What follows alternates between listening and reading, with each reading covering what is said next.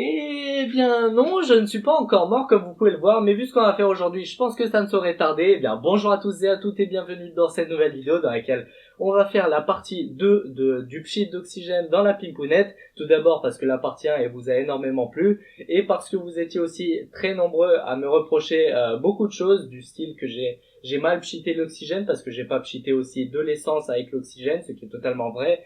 Vous étiez là à rager, ouais, machin, il y a des risques de serrage, tout ça. Bref, plein de problèmes dont j'en étais entièrement conscient. C'est juste que je voulais uploader rapidement une vidéo sur mon système NOS après la partie 3 de la construction de la pimpounette. Je voulais pas vous laisser trop de suspense. Mais aujourd'hui, on va faire ça proprement. J'ai upgrade le système de NOS qui marche un petit peu, même trop bien maintenant.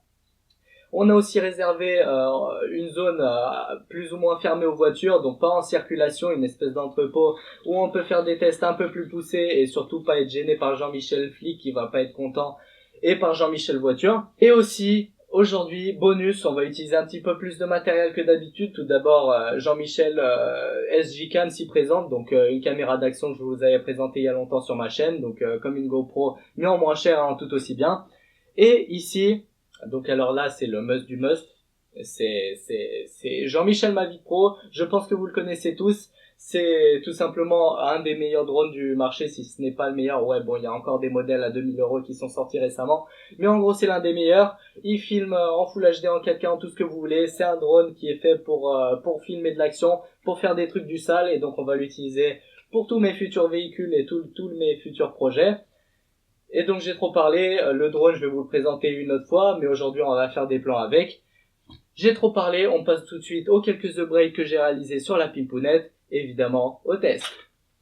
Alors les upgrades, donc le plus important, j'ai commencé par améliorer le système de pchit d'oxygène parce que vous avez vu que l'ancien, le tuyau était très court et du coup tout l'oxygène que j'injectais partait sur les côtés du filtre à air tout simplement. Il n'y a pas assez d'oxygène qui rentrait directement de façon dirigée dans le moteur. Du coup je lui ai fait gagner au tuyau à peu près 10 cm, je l'ai nettement allongé et j'ai aussi voulu utiliser le phénomène Venturi en rajoutant à ce petit tuyau en laiton que vous voyez ici un autre petit tuyau en laiton qui était censé être relié directement au réservoir, mais ce truc marchait beaucoup trop bien, donc lorsque je gazais avec à peu près 2 bars d'oxygène, ça créait une aspiration tellement puissante que ça aspirait absolument toute l'essence du réservoir et ça l'a craché dans le moteur et donc je le noyais complètement. En fait l'effet Venturi il se fait à l'intérieur du carburateur directement, donc étant donné que j'ai rallongé nettement le tuyau arrive jusque pile au niveau de l'espèce de piston qui permet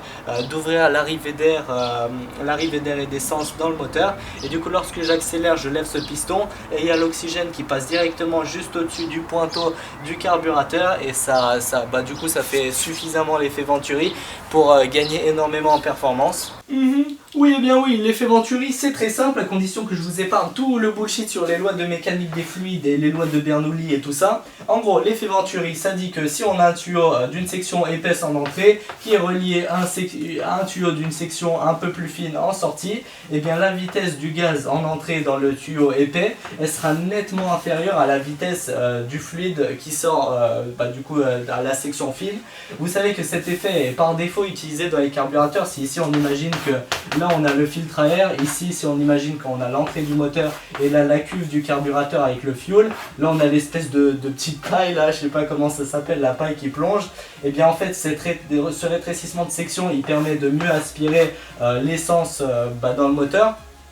Mais du coup ça, sachez-le, c'est réglable par un pointeau, mais ça fait que si je le soulève ce pointeau, je permets plus d'essence, mais je permets plus d'essence même quand j'utilise pas de l'oxygène à l'intérieur du moteur. Du coup j'augmente le régime, je bourre plus d'essence dans un moteur qui consomme déjà trop. Donc ça c'était une idée de merde, c'est pour ça que j'ai voulu fabriquer une espèce de petit système Venturi Homemade que je mettais dans le carburateur. Donc là en gros je pchitais l'oxygène à peu près 2 bars en entrée de mon tuyau qui faisait à peu près 4 mm, oui parce que c'était minutieux, et ici en sortie on avait un tuyau d'à peu près 2 mm, donc tout ça c'était du laiton soudé à l'étain.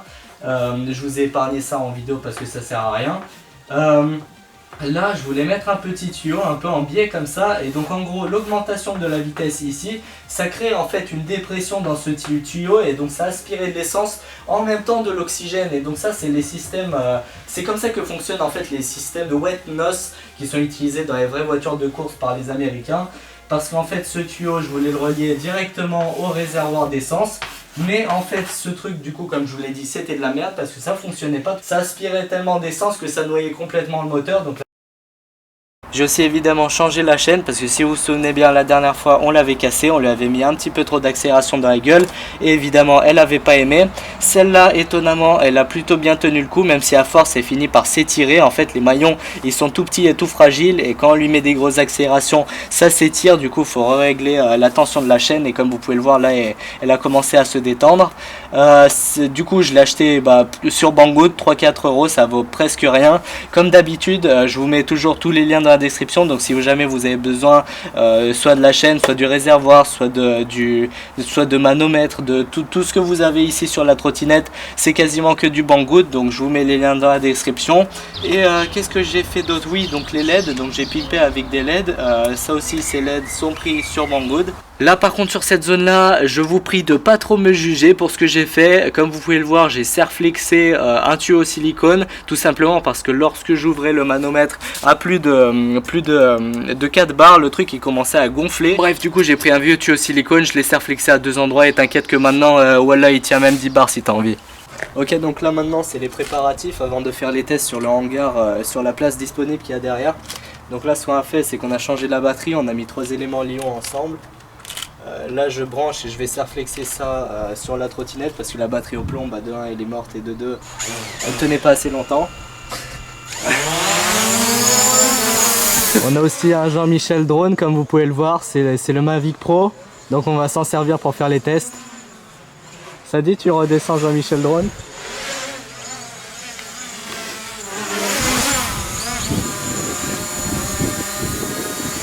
Jean-Michel drone opérationnel.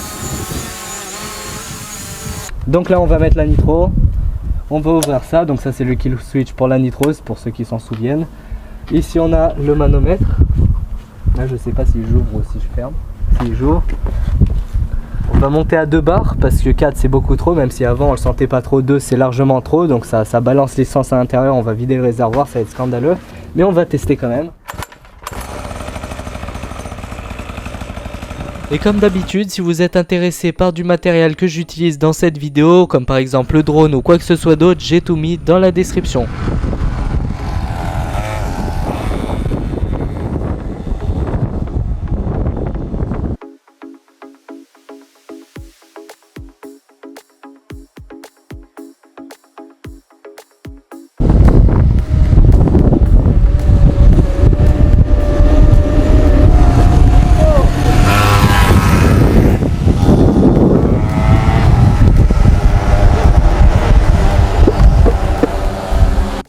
Alors après avoir fait 3-4 petits pchits d'oxygène, j'ai voulu faire aussi un aller-retour un peu plus tranquille sans trop traumatiser le moteur dès le début, parce que si je l'explosais dès le départ, eh bien j'aurais tout simplement rien à vous montrer.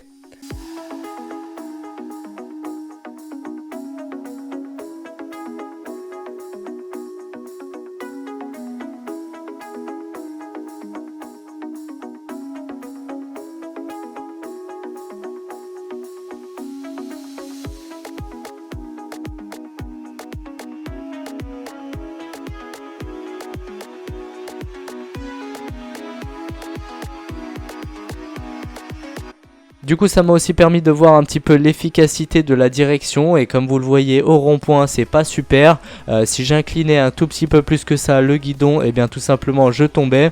Donc en fait cet angle style trottinette est pas du tout optimal pour un véhicule destiné à faire du sale.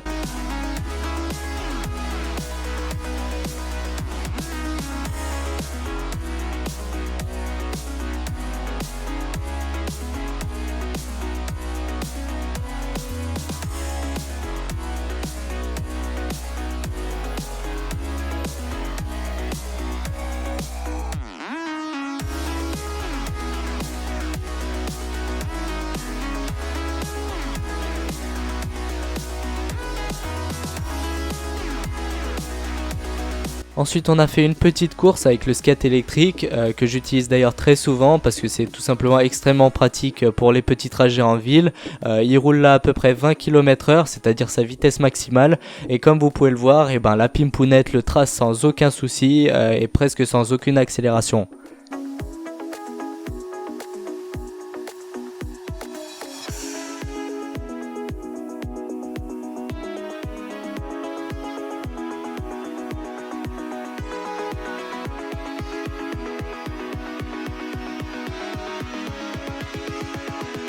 J'ai ensuite repris les essais au gazage, je mets des tout petits coups de pchit, mais on voit directement que la roue arrière elle commence à drifter et je perds un peu le contrôle sur le guidon. Donc à chaque fois que je le mets, il y a un risque de chute et du coup à ne surtout pas gazer dans un virage. Et là sur le ralenti on voit bien comment la roue arrière elle commence à drifter soit sur la droite soit sur la gauche et du coup qui engendre une perte de contrôle.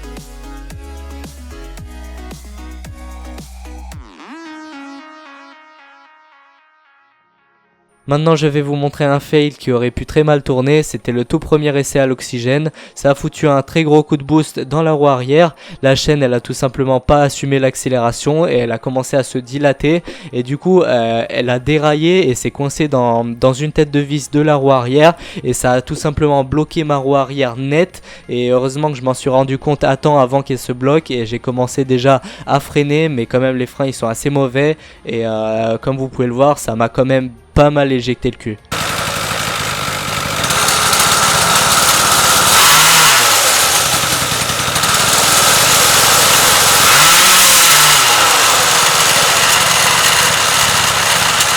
Et voilà, vous êtes témoin, voilà ce que viennent de faire seulement 2 barres de notch, je vous laisse pas imaginer ce qu'aurait fait 4. Du coup, bilan de la journée avec seulement 2 barres de pchit sur 5 barres qui étaient autorisées par l'ouverture maximale du détendeur de la bonbonne. J'ai déjà quand même pas mal risqué ma vie, surtout que les pchits on faisait jamais plus de 2 secondes voire 3 secondes maximales de pchit sur le bouton et aussi l'accélérateur était jamais à plus de 1/3 voire 50% de sa course parce que j'accélérais pas à fond même si dans l'idéal c'est ce qu'il aurait fallu parce que vous savez les voitures de course généralement ce qu'elles font c'est qu'elles mettent une vitesse un peu plus faible donc pour monter le moteur en RPM pour avoir plus de patates. Ce qu'ils font, ils ouvrent là, ils poussent l'accélérateur à fond, ils ouvrent le carburateur à fond et c'est là qu'ils foutent un gros coup de noce à l'intérieur du moteur.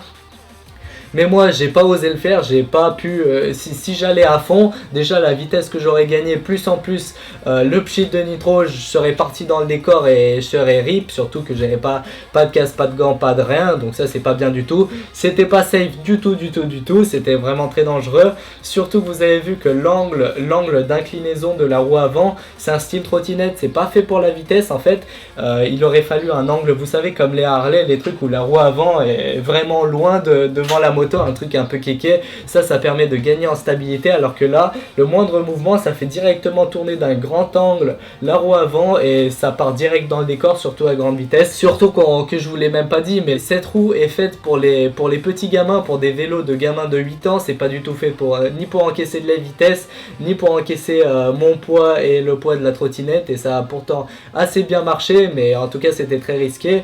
La chaîne aussi on n'en a pas assez parlé mais c'est une chaîne avec des tout petits maillons tout pourris, c'est beaucoup moins résistant qu'une chaîne de vélo et vous savez que les motos qui ont de la puissance et de la vitesse c'est des grosses chaînes avec des gros maillons. Du coup en conclusion c'était une super expérience, on s'est bien amusé, on a vu un peu comment ça marchait, on a mis en pratique notre idée un peu conne même si c'est une idée de génie parce que ça fout vraiment des gros coups de boost dans le moteur quand c'est bien fait. Je compte pas refaire cette expérience sur des 2 temps, je compte plutôt les faire, surtout sur des 4 temps comme le moteur que vous voyez pas du coup parce qu'il est dans le coin, mais que j'avais récupéré sur la moto. Donc ça c'est un 4 temps, un 125 que j'ai payé 400 balles. Du coup c'est de la qualité, il a une meilleure lubrification, donc moins de risque de serrage.